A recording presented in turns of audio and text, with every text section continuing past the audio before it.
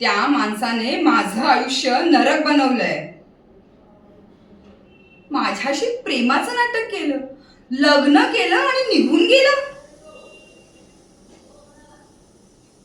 एवढंच नाही, जाताना माझे दागदागिने, माझं घर सगळंच विकून गेलं.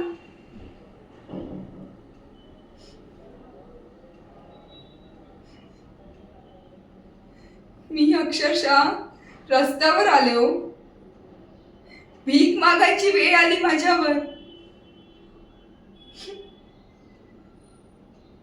आजपर्यंत माझ्यासारख्याच कितीतरी जणींना फसवलं असेल त्यांनी.